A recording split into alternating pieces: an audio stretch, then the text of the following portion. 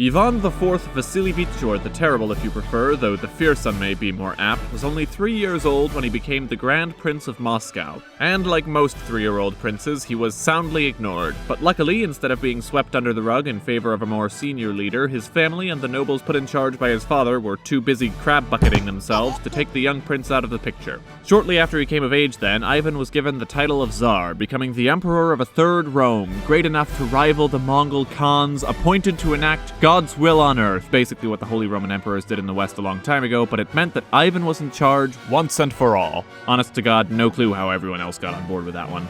Next on the agenda, Ivan gets hitched to a girl from the Romanov family, yes, those Romanovs, and things are actually pretty alright in Russia. Right off the bat, he started modernizing. He founded Russia's first publishing house, twice. The first time, a bunch of scribes came and burnt down the building before it could take their gerbs, so he refounded it and started printing religious texts because he was also a devout Christian. He made a 3-estate-style parliament with nobles, clergy, and commoners. Bit of a rubber stamp, but gotta start somewhere. He cracked down on judicial corruption, gave legal and financial power to smaller communities. Nothing crazy, just reasonable, proactive governance. Bazinga. And, big game changer, he made a standing army that would train during peacetime, which for reference England didn't have until Cromwell more than 100 years later. And boy howdy did Ivan put that army to use. In fact, there wasn't that much peacetime for them to train in because he was so busy getting that land, and doing it in a really clever way to boot. He had his army build a fortress that could be taken apart like some kind of IKEA castle, floated it down the Volga River, and rebuilt it in enemy territory lickety-split, which is how he conquered the Kazan Khanate and put an end to 100 years of conflict. And what does he do to celebrate? He commissions one of the most iconic pieces of Russian architecture in history. It was so lovely, in fact, that he blinded the architect so he could never make anything more beautiful. I'm kidding, he hired him to make several more buildings, the craziness comes later. But first, he takes over 2 more khanates and then turns his eyes to Livonia, this bit of the Baltic here, for those awesome trading ports that don't freeze over for half the year. Long story short, he was shaping up to be Peter the Great 150 years early and without the beard taxes. Except then he hits a wall.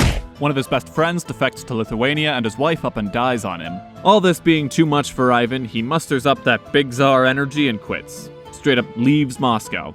For months. No warning, no contact, nada. You'd think the nobles would love this, but they're freaking out because most people kinda hate them and they have no idea what to do.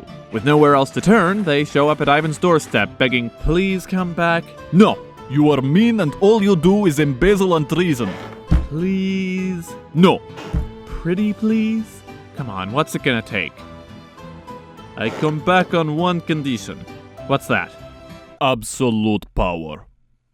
Well, he's been a pretty good ruler so far. I mean, what's the worst that could happen? And it is here that revolutionary revisionist Ivan IV evicts everyone, evincing inner evil. He claims huge swaths of land as his own private property. But, sir, people live there already? Don't worry, I've come up with just the thing. Say hello to my private army. He took mostly from the nobles, but uprooted a good number of peasants along the way. Plus, he gave his army their own land to do literally whatever they wanted with, at which point trickle-down oppression started to take over.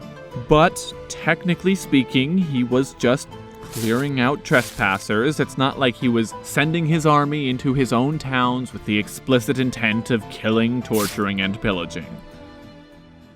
About that.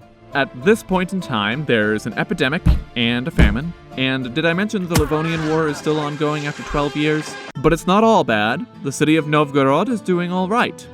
Too all right.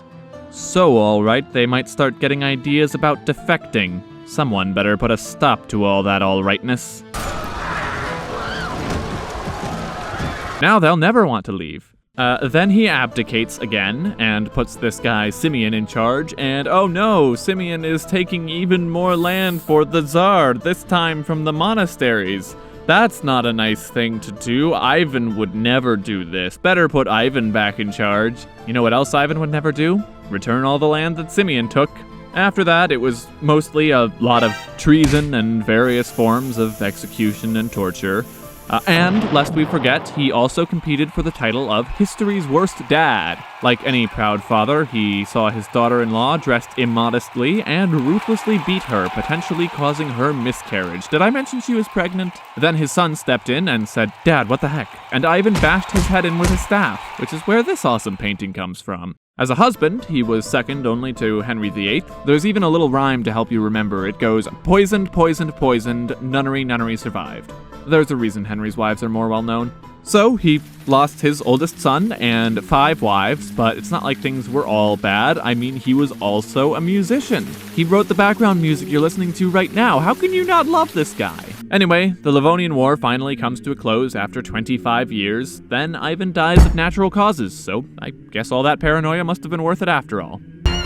But wait, there's more! Longtime viewers may have noticed this channel kind of exploded last month, so it's time to cash in on that sweet, sweet sponsorship money. You know, sponsors whose products and services I can honestly recommend. And who give you free stuff. You may still be wondering, for instance, what was Ivan's deal? Did losing his wife drive him over the edge? Was he just crazy? I don't know, I'm not a forensic psychiatrist, but I know where you can find one. Magellan TV is a new documentary streaming platform that hosts, for American viewers, Ivan the Terrible, a dive into Ivan's psyche from childhood to his dying days. Not American? Well, I'm sad to say there's only 2,000 other documentaries to choose from, with more each week. That means they've got more World War II docs than you can shake a stick at, and they've got the deep cuts. Like this really cool one on Henry VII that's presented by the guy who literally wrote the book on Henry VII, and he gets to travel around England and look at the actual parliament records from 1485, and I want to be this man! Not to mention everything they've got in current history, culture, crime, technology, space, this particular Ethiopian wolf named Megeti, the list goes on. So if you think it sounds cool, the first 100 visitors to MagellanTV.com/JackRackham will get a free month to go and binge to their heart's content. Just be sure to subscribe before you go. I mean, it's the least you can do, right? 100K, let's go. Cheers!